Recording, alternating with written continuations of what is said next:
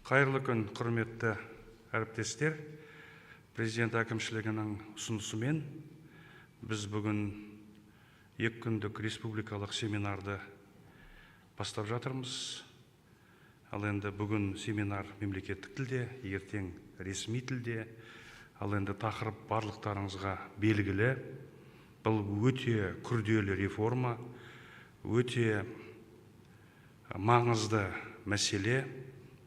2 аптадан кейін осы әкімшілік әділетті реттейтін кодекс өз күшіне енеді.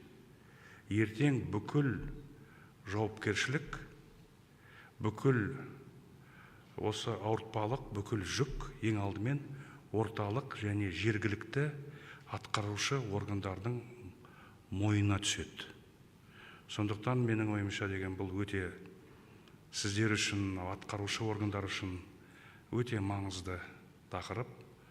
Ертең осы мәселеге мән бермесек, бұл мәселені елемесек, қандай мықты басшы болсақ та, қандай мықты мемлекеттік қызметші болсақ та, егер осы тәртіпті, осы заңды, осы кодексті білмесек, онда анау үлкен жоспарларымыз, ірі жобаларымыз, мықты идеяларымыз барлығы жайында қалуы мүмкін.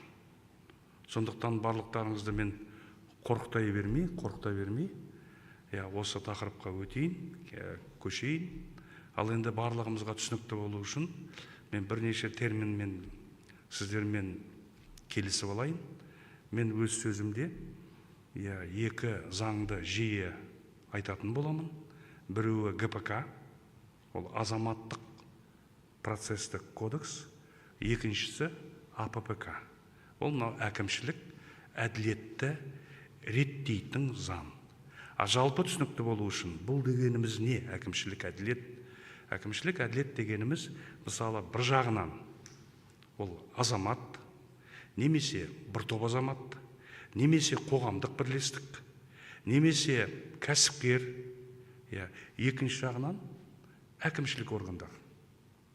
Әкімшілік органдар ол тек мемлекеттік органдар ғана емес, олар басқа да органдар, құрылымдар, олар шешім қабылдайды. Жеке адамға қатысты, бір топ адамға қатысты әрекет жасауға міндетті заң бойынша. Сол 2 тараптың арасындағы болып жатқан дау. Сол даулар қалай шешілу керек, қандай тәртіппен шешілу керек, оның процесі қалай, осының барлығын осы 2 заң реттейді. ГПК, АППК. Ал ГПК 1 шілдеге дейін, өзінің 1 шілдеден бастап ГПК-ның күші жойылады. Осы даулар бойынша.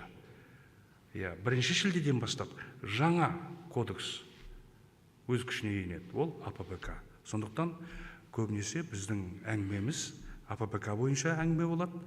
Осы кодекс бойынша, бірақ мен арасында түсінікті болу үшін ГПК-мен салыстырып тұрам. Сондықтан бұл әңгіме тағы да айтайын, атқарушы органдар үшін өте маңызды, судьяларға да маңызды. Мұқият тыңдап, сіңіріп алуға барлықтарыңызды шақырамын. Мен жалпы түсінікті болу үшін кішігірім тарихтан бастайын. 200 жыл бұрын Франция мемлекеті, ол кезде Людовик 16 деген король басқарған кез. Әрине, экономиканы дамыту, халықтың әл-ауқатын жақсарту, инвесторларды тарту, мемлекеттік қазынаны толтыру, ол кімнің міндеті? Әрине, корольдің міндеті. Ол үшін король не істейді? Неше түрлі реформалар жүргізеді. Заңдар қабылдайды. Сосын өзінің сол үлкен реформаларының шеңберінде ол бір кеңес құрады өз жанынан. Ол кеңестің негізгі мақсаты, егер қарапайым халық, бизнесмендер, чиновниктерге қарсы шағымдары болса, сол кеңес сол арыздарды қарайды. Егер дәлденіп жатса, сол чиновниктерді олар жазалайды. Осындайға арналған кеңес құрған өзінің жанынан. Ал кейін революция болып Францияда, король тақтан кетіп, төңкеріс жасағандар билікке келеді. Сосын ал мынау чиновниктердің үстінен жазатын, соларға қарсы жазған арыздарды қарайтын құрылым қалмайды. Ана кеңесті жойып жібереді. Сөйтіп, бірте-бірте сіздер сұрауыңыз мүмкін, сот қайда деп.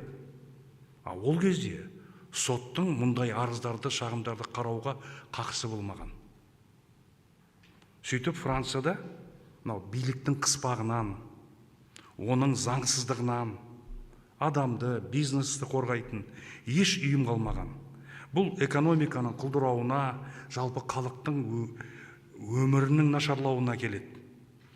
Осындай жағдайды жаңа билік түсініп, нақты шараларға кірісіп, ойлана бастап, нақты шараларға кіріскен.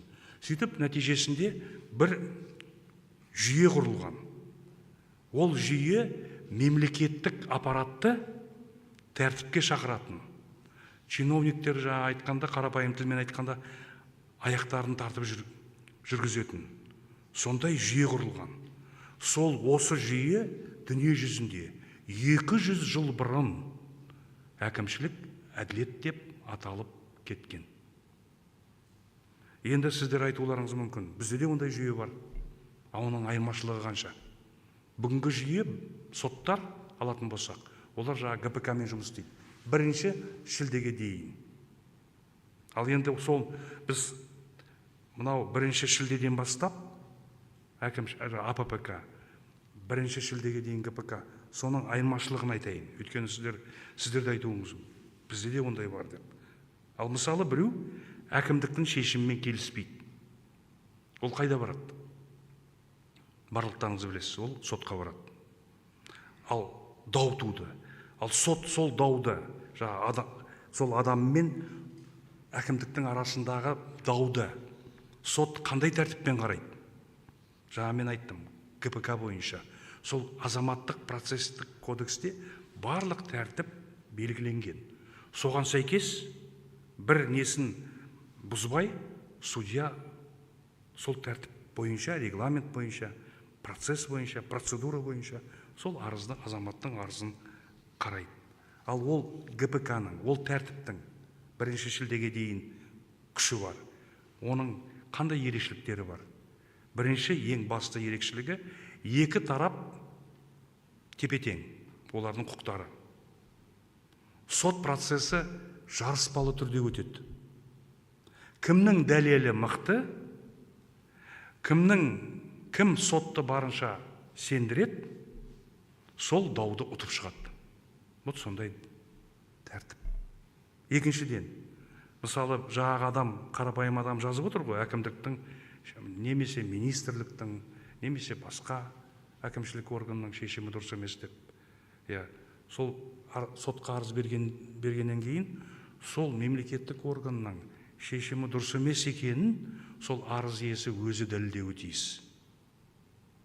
Ал жай адаммен кәсіпкерді қолында билігі бар органмен қалай салыстыруға болады? Әрине болмайды. Оның толған, мемлекеттік органның толған заңгерлері бар, мүмкіндігі көп. Сондықтан ондай даулардың көбісі немен бітетінін біз бәріміз жақсы білеміз. Оған дәлел статистика, даулардың 85% қазір мемлекеттік органдардың пайдасына шешіледі. Әрине, осылай болған соң, соттарға, жалпы билікке қарапайым халықтың өкпесі қара қазандай. Ал АППК бойынша даулар мүлдем басқа принциптар бойынша қаралады. Мен айттым ғой, тепе-тең, сол адам өзі дәлелдеуі тиіс, мемлекеттік органның шешімі заңсыздығын. Ал енді АППК бойынша тараптар тең емес, тең болмайды. Сот арыз иесінің жағында, соған көмектеседі барынша. Сол әкімдіктің, мемлекеттік органның шешімі заңды ма, заңсыз ба, оны дәлелдейтін талапкер емес, арыздың иесі емес, кәсіпкер емес, адам емес, Оны дәлелдейтін мемлекеттік органның өзі, әкімдіктің өзі дәлелдеу керек. Оның заңдылығын, оның қажеттілігін, оның негізділігін. Мен осы пандемияға дейін Әзербайжанда болдым, Бакуда. Олар осындай заңды 10 жыл бұрын қабылдап күшіне оларда енген.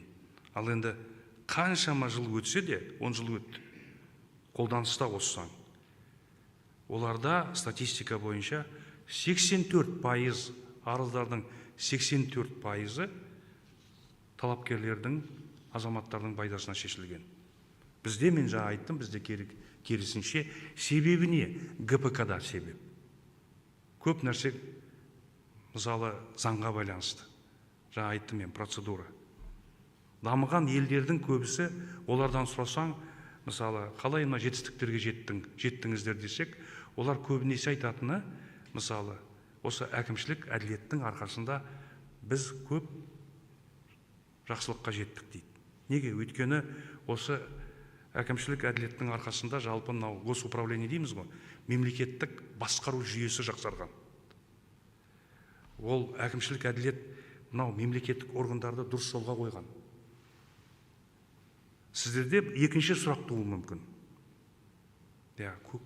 Көптеріңіз естіген шығарсыздар. Бұл жөнінде 15 жыл әңгіме болып келеді. Қабылдаймыз ба, қабылдамаймыз ба?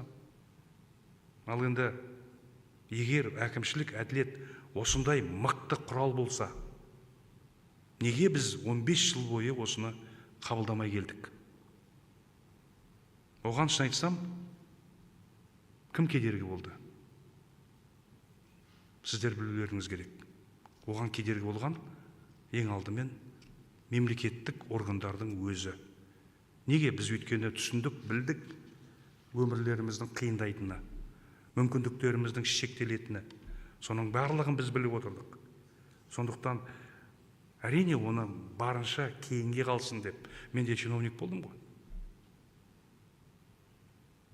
Сөйтіп, мемлекет басшысы 2019 жылы алғашқы жолдауында әкімшілік әділетті енгіземіз деп тапсырма берді.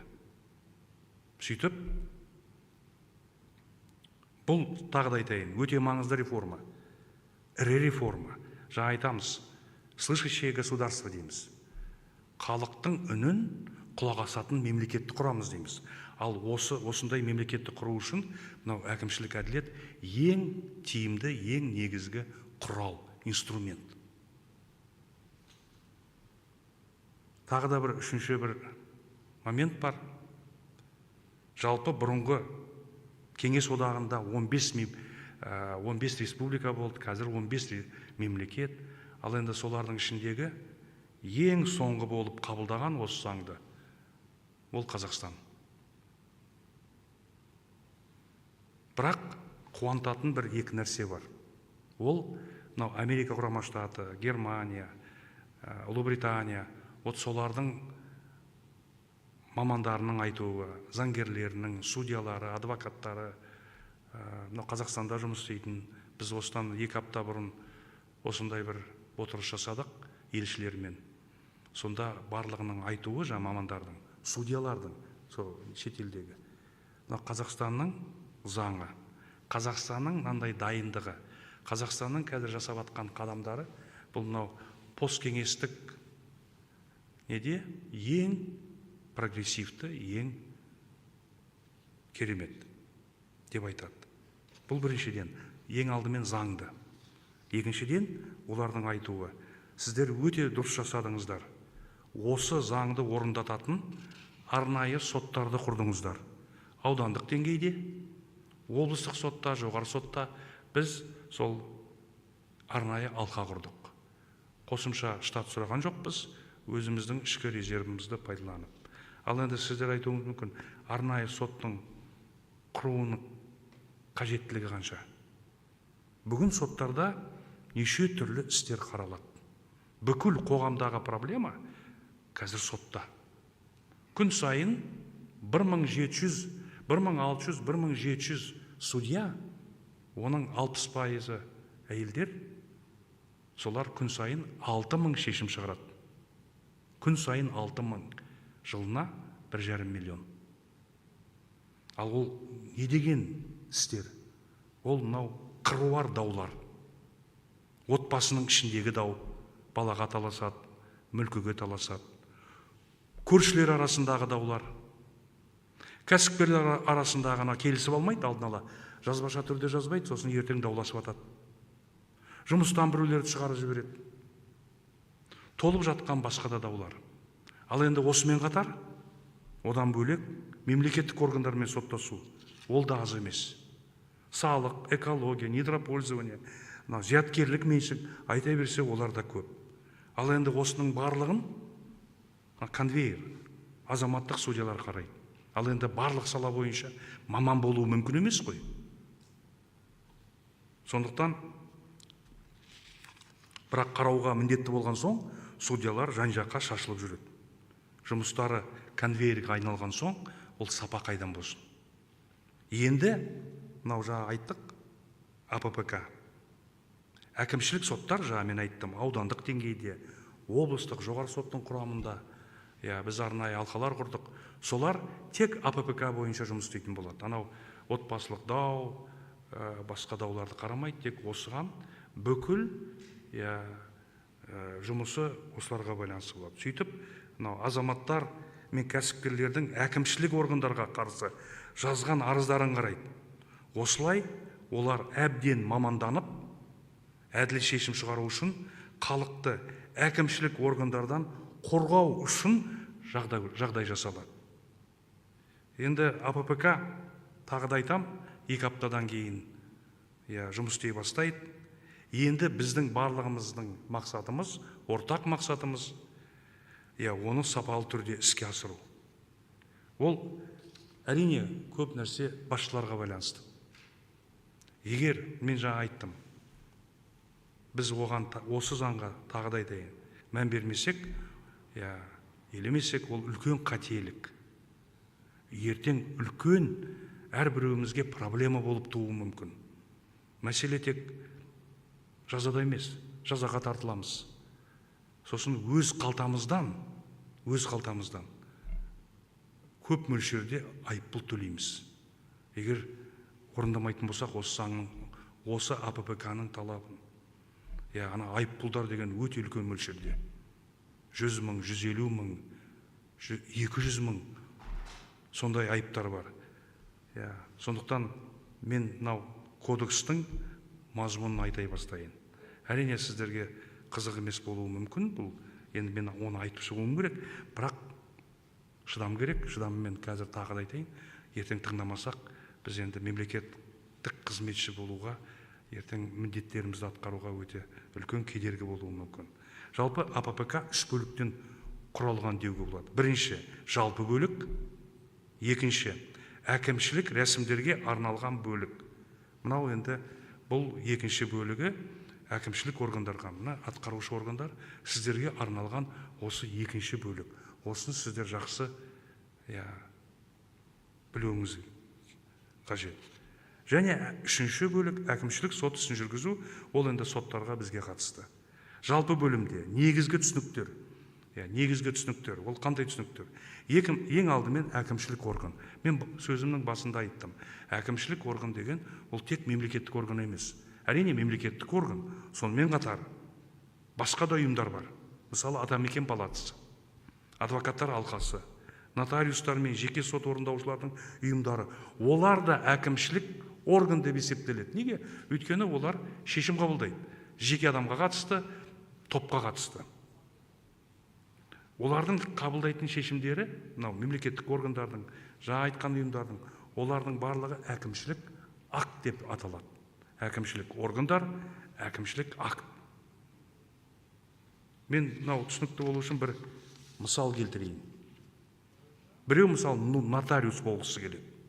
Нотариус болу үшін 2 құжат қажет. Біреуі министрлік берген, әділет министрлігі берген лицензия. Екіншісі сол нотариалдық палатаға мүше болып қабылданды деген шешім. Осы 2 құжат әкімшілік акт деп аталады. министрлікте, палатада нотариустердің, олар әкімшілік органдар. Осыны да түсіну керек, өйткені сонда менің кейінгі болатын әңгімемізді жақсы түсінесіздер. Сосын әкімшілік рәсім деген тағы да түсінік бар. Ол әкімшілік рәсім дегеніміз, мысалы, әкімдікке арыз келіп түседі. Бірінші шілдеден бастап, әрбір арыз бойынша сол әкімшілік орган міндетті түрде әкімшілік іс қозғайды. Оны қарау процесін сол әкімшілік рәсім деп аталады. Сосын тағы да бір өте маңызды бір норма, ол мынау принциптер. Жалпы АППК-да 12 принцип бар. Мен соның ең негізгі 3 принципін айтайын. Осы принциптерді біз бәріміз түсінсек, онда кейін мынау арыздарды шешуде жеңілірек болады. Сосын көп жағдайда сіздер дауды сотқа жеткізбей, сотқа дейін шешіп отырасыздар. Мысалы, мынандай бір принцип бар. Сенім құқығын қорғау принципі. Мысалы, бір инвестор завод саламын деп әкімдікке келеді, құжаттарын көрсетеді, мүмкіндігін көрсетеді, сөйтеді да жер сатып алады. Бірақ кейін әкімдік айнып, генплан өзгерді, завод болмайды деп жерді қайтып алады өзіне. Пайдалану мақсатын өзгерді. Сөйтіп завод салу мүмкін емес. Ал енді жаңағы инвестор қайда барады ол? Әрине, ең алдымен сол әкімдіктің өзіне барады. Бірақ олар деген қанағаттандырудан бас тартқан соң, ол дау сотқа түседі. Ал енді сот, жаңа мен басында айттым, сот осы дау бойынша, АППК бойынша әкімдікте емес, адал сатып алушыны қорғайды. Егер сол жерде завод салуға болмайды, тұрғындардың өміріне қауіп бар деген шешімге келсе, онда сот инвесторға келтірілген шығынның орнын толтыр деп әкімдікті міндеттейді. Бүгін болса, мысалы, инвестордан жерді алып қояды, сосын сот оның талабын қанағаттандырудан бас тартады, сосын ол айтады, менде шығын болды ғой, мен қаншама қаражат жұмсадым. Сонда судья не айтады, ана ГПК бойынша, сен бар да екінші арыз жаз. Ол бөлек дау. Ал мынау АППК бойынша бүкіл мәселе бір істің шеңберінде түбегейлі шешіліп тастау керек. Жалпы сот әкімдікті тек 4 жағдайда жақтауы мүмкін. Осы жер бойынша. Мысал ретінде айтайын. Олар кодекстің 84-ші бабында көрсетілген. Қандай жағдайлар? Біріншісі, егер жердің берілуі заводқа конституцияға қайшы деп, конституциялық кеңеспен танылса. Екінші жағдай, егер инвестор әкімдікті алдап, жалған құжаттар негізінде жерді алса. Үшіншісі, егер сот шешімімен немесе үкіммен, мысалы, оған дейін бір соттың шешімі бар, ол жерде завод салуға болмайды деген. Төртінші жағдай, егер жаңа мен мысалында айттым, егер құрылыс қоғам мемлекет мүддесіне қауіп төндірсе, халықтың денсаулығына, олардың жаңағы несіне, қауіпсіздігіне. Мұны, осы принциптерді, осы жағдайларды әрбір мемлекеттік қызметші, әсіресе әкімдер, басқа аппарат, мемлекеттік аппарат білу керек. Екінші принцип, құқық басымдығы принципі. Бұл дегеніміз не? Принцип приоритета права дейді. Егер заңда, көп заңда өздеріңіз де білесіздер, нормаларды былай да түсінуге болады, былай да түсінуге болады. Сөйтіп, әрбіреу өзінше түсініп, дауласып жатқаны. Ал егер заңда күмәнді, түсініксіз нормалар болса, мысалы, салық кодекс бойынша сондай нормалар көп. Сол норманы бірнеше жаңағы күмәнді болса, оны бір түсініксіз болса, онда ол жаңағы кәсіпкердің, талапкердің, азаматтың соның пайдасына шешіледі. Өйткені мемлекеттің өзі кінәлі сондай норманы, түсініксіз норманы қабылдап. Сосын тағы бір принцип бар. Формальды талаптарды теріс пайдалануға тыйым салу принципі. Әрине, атаулары өте қиындау, мен тағы да мысалмен түсіндіріп берейін. Мысалы, сіз соңғы келесіз. Сонда ана қызметкер отырып сізден бір құжатты талап етеді. Ол құжат электрондық базада бар, мемлекеттік. Вот сонда ана қызметкердің талабы дұрыс емес. Осындай талаптарға мына АППК тыйым салады. Электрондық базада болса, ана азаматты әурелемеуге тиіс. Сосын екінші бөлігі, бұл жаңа тағы айттым, әкімшілік атқарушы органдарға қатысты.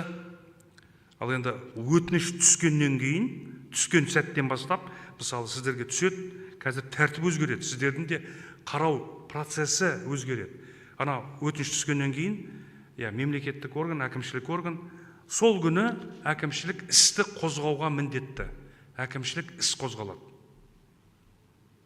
электрондық түрде. Әрбір әкімшілік іске арнайы нөмір беріледі. Арыз толық шешілгенше сол нөмір еріп жүреді қалмай. Егер дау ертең сотқа өтсе, онда бұл іс толығымен соттың IT жүйесіне кіріп, анау қарайтын судьяға түседі. Сонда судья бүкіл тарихын бірінші күннен бастап сол әкімшілік орган қандай шешімдер қабылдады, қандай әрекеттер жасады, соның бәрін көретін болады. Сосын тағы бір маңызды норма бар. Мынау өтініш берушіні тыңдау. Мысалы, әкімшілік орган шешім қабылданғанға дейін міндетті түрде ана арыз иесін шақырып, соны тыңдап алу керек. Егер тыңдамай шешім шығарып жатса, сот мынау процесті, регламентті бұздың деп АППК-ны сөйтіп ананы жоққа шығару мүмкін шешімін. Ол міндетті түрде сол арыз иесінің құқысы. Оны бұзуға мемлекеттік органның несі жоқ, қатысы жоқ. Арыз иесі әкімшілік шешімді алды. Мысалы, Есіл аудандық әкімдік шешімін берді. Қанағаттандырудан бас тартты. Ол актімен келіспесе, арыз иесі не істейді? Ол жоғары органға бару керек. Солай ба? Жоғары органды ол білу міндетті емес. Кейбір органдарда бірнеше органдар болуы мүмкін жоғары. Сондықтан ол не істейді? Өзінің арызын қайтып сол Есіл аудандық сотқа алып келеді. Ал енді Есіл аудандық әкімдікке. Ол сол Есіл аудандық әкімдікте тағы да 3 күн болады. Сол 3 күннің ішінде ол мынандай бір шешімге неге келу керек шешімге. Ол немесе өзінің қатесін түзеп, ана арыз иесімен келіседі, ал келіспесе, онда жоғарғы органға өзі жібереді. Ал жоғарғы органда қарайды бұл нені, ол да келіспесе, онда әрине ол жоғарғы органның шешімі ана арыз иесінің көңілінен шықпаса, онда ол сотқа жүгінуге құқылы. Сөйтіп біз сол дау, сол басталған дау сотқа жетеді. Оны аудандық соттар, қазір біз 21 арнайы сот құрып жатырмыз облыстық орталықтарда, сосын тағы ірі 4 елді мекенде солар қарайтын болады. Енді біз бәріміз білеміз, иск деген не екен, талап арыз деген не екен. Сонда қазір олар сотқа жүгінуде 4 сол искінің, сол талап арыздың 4 түрі бар. Дау айту, екінші мәжбүрлеу, үшінші әрекет жасау, төртінші тану туралы. Мен қысқаша айтып шығайын. Бұл не деген талап арыздар?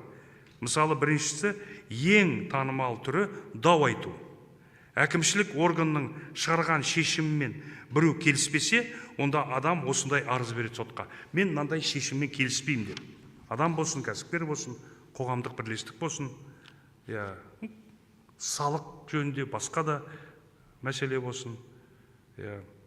Екінші түрі мәжбүрлеу туралы талап.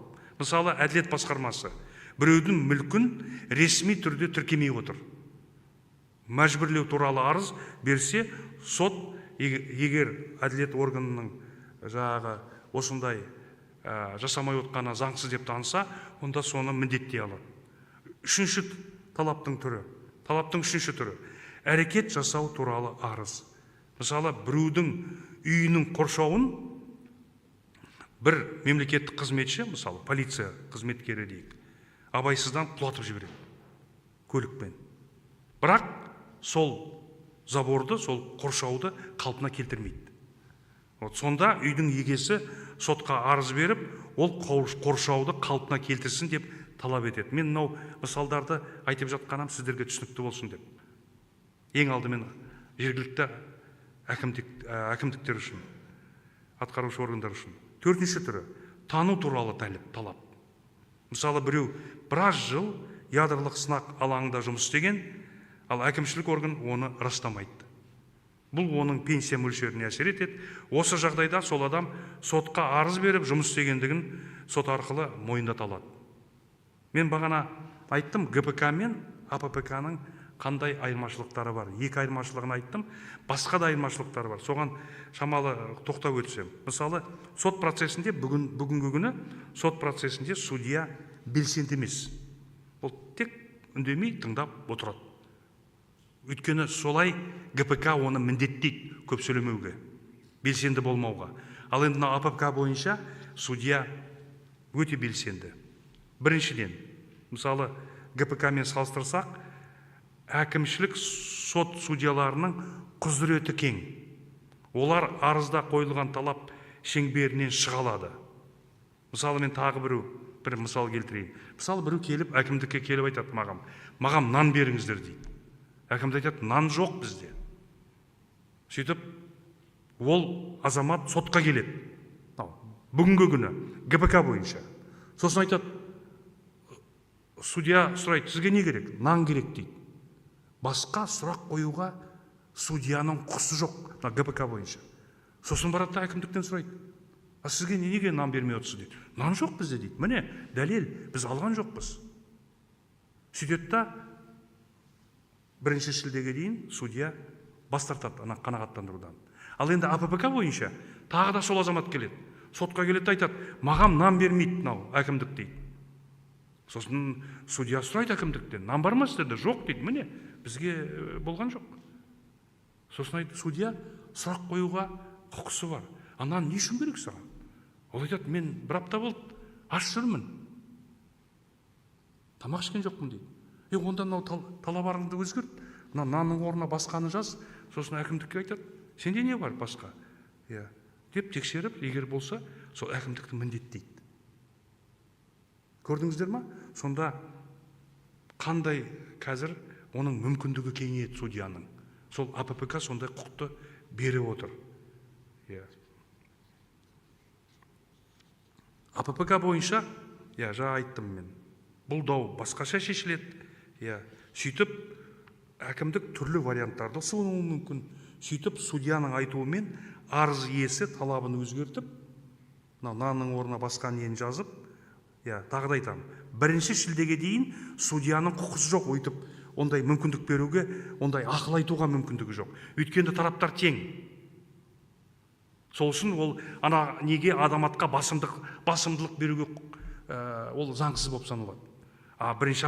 Бірінші шілдеден бастап, ол жағаған қарапайым азаматтың жағында болып, соған көмектесіп, соның құқысы қорғалуына барлық жағдай жасайды. Соның заңгері болады, керек десеңіз. Екіншісі, мен жабағын айттым, сот дәлелді жеткіліксіз деп таныса, мысалы, әкімдік неше түрлі дәлелдерін көрсетіп тұр, ал арыз иесінде ештеңе жоқ. Уәж жоқ онда айтатын. Доводов нету, аргументов нету. Сонда не істейді судья? Өз бетінше қосымша дәлелдеме іздейді, сұрайды басқа жақтан. Мамандарды шақырады. Анық қанығына жету үшін бүкіл әрекеттер жасайды. Ал бүгінгі ГПК бойынша ол тек тараптар қандай дәлелдемелерді берді, сонымен шектеледі. Өз бетінше басқа дәлелдерді іздеуге ГПК бойынша тыйым салынған. Үшіншіден, арызда заң нормалары дұрыс жазылмаса, мысалы, заңның бабын дұрыс емес көрсетті, атауын дұрыс емес көрсетті, онда судья айтады арыз иесіне, сен нақтылауға көмектеседі, дұрыстап қатесін жоюға. Өйткені жай адам не кәсіпкер заңдарды егжей-тегжейлі білуге міндетті емес. Ал қазіргі ГПК бойынша тағы да айтайын, судья дұрыс жолды сілтей алмайды, құқысы жоқ, әйтпесе заң бұзғаны. Сондықтан мен бұны неге сіздерге бәрін айтып беріп отырмын? Өйткені сіздер жағы үйреніп қалдыңыздар. Мен атқарушы органдарға айтып отырмын, мемлекеттік органдарға. Өйткені ылғи мемлекеттік органдар ұтып жүреді. Неге? Осындай ГПК болғандықтан. Ал ертең бұл мәселе күрделі өзгеріп кетеді 1 шілдеден бастап. Сонда соттарға өкпе болмау керек. 4-ден, судья істің кейбір фактілері бойынша өзінің алдын ала пікірін айтуға болады. Бүгін ол ешқандай пікірін айтуға құқысы жоқ. Ол көңілін білдіріп қойса бір тарапқа, онда ертең екінші тарап айтуы мүмкін. Ай, мынау судья анаған деген бауыры ауып тұр дегендей. Сол үшін ол деген өзін білдіртпей отыру керек. Ал мынау заң бойынша ол ертең айтуы мүмкін әкімге. Менің ойымша сіздікі дұрыс емес сияқты. Сіз неге басқаша шешпедіңіз? Неге өйтпедіңіз деп. Сондай құқысы болады айтуға. А ол не үшін керек? Сонда ана әкімдікте ойлансын. Немесе анау кісіге айтады. Әкім көріп отырсың ғой, әкімдікте мүмкіндік жоқ саған нан алып беруге. Немесе басқа мәселені шешуге. Ол жерде, сіз сұрап отқан жерде, мысалы, ондай мүмкіндік жоқ деп, сөйтіп алдын ала пікірін айтуға болады. Не үшін? Екі тарап соны естіп, соны ескеріп, мысалы, мемлекеттік органның бір сотқа бір өкілі келеді, ананы естейді, сосын барып ол өзінің бастығына барып айтады. Сөйтіп іштей ақылдасып, ертең мүмкін өздері сотсыз шешіп қабылдап жіберсе тіпті жақсы. Соттың шешіміне жеткізбей. Егер сот процесіне, әсіресе мемлекеттік органның атынан баратын, әкімшілік органдарының атынан баратын өкілдер, сотқа баратындар, осыны қатты естеріңізде сақтауларыңыз керек. Егер қатысушы сот процесіне тәртіпті бұзып, сот талабын орындамай жатса, онда оларға судья бірнеше шара қолданады. Бұл ГПК-да жоқ, бұл керек десеңіз, даже қылмыстық процестік кодексте де жоқ. Ескерту жасау арқылы сот залынан шығарып жіберуге, бұлар бар. Ал үшінші, ақшалай айып салуға. Қалай дейсіздер ғой? Мысалы, бүгін мемлекеттік органның өкілі сотқа келмейді. Айтады, уақытым жоқ, басқа да шаруалар толып жатыр. Ондай жағдайлар аз емес. Ал солай болса да, сот істі қарап мемлекеттік органның пайдасына шығару деген өте көп. Ал енді 1 июльден бастап, егер әкімшілік орган, оның өкілі процеске келмесе, сот сұраған құжаттарды уақытымен бермесе, онда жеке сол қызметкерге немесе оның басшысына 20 МРП айыппұл салынады. Судьяның сондай правасы бар. 20 дегеніміз ол 60 000 теңге. Бұл тек жалғыз емес. Мұндай айыпты сот талабы орындалғанша ізінен қалмай, судья ізінен қалмай бірнеше рет қолдануы мүмкін. Мысалы айтады, 10 күнде сіз мынандай құжаттарды беріңіз. Ол бермейді. Оған бір себеп жоқ. Түсіндірмейді ол себебін. Әрине, объективті жағдайлар болады. Оны айту керек судьяға. Мен сіздің қойып отқан мерзіміңізді бере алмаймын. Ал егер ондай жауап болмаса, судьяға берілмей жатыр, онда 60 000 теңге. Айып. Сосын тағы да 10 күн қою мүмкін судья. Сосын тағы да орындамаса, тағы да 60 000 теңге. Сөйтіп орындалғанша. Ол 10 рет айып тағуы мүмкін. Сосын бір өте маңызды жаңалық татуласу мүмкіндігі. Бүгін мемлекеттік органға жеке адам, кәсіпкермен татуласуға тыйым салынған. Тек соттың шешімі деп отырады. Ал енді АППК осы шектеуді алып тастап отыр. Егер әкімдік көріп отыр, ана адаммен келісуге, татуласу, сондай бір шешімге келуге, сондай мүмкіндік, сондай екі жақ келісіп жатса, іс татуласумен бітуі мүмкін. Енді ең керегі мәселе, шешімнің іс жүзінде орындалуы қалай болмақ? Бүгінгі күні сот шешімді шығарады, оны орындайтын кім? Азаматтық істер бойынша. Сот орындаушылары, көбінесе жеке сот орындаушылары. Ал енді АППК бойынша соттың шешімін орындалуын қадағалайтын, бақылайтын сот орындаушы емес жеке, судьяның өзі. Егер шешімді әкімшілік орган орындамаса, мысалы ертең судья айтады, мынау көшеге мынандай белгі қойыңыздар, жол белгісін, дорожный знакты, мысалы кирпич кіруге болмайды деп, немесе алып тастаңыздар анау неңізді, жаңағы мына жердегі не, ондай да талаптар болуы мүмкін.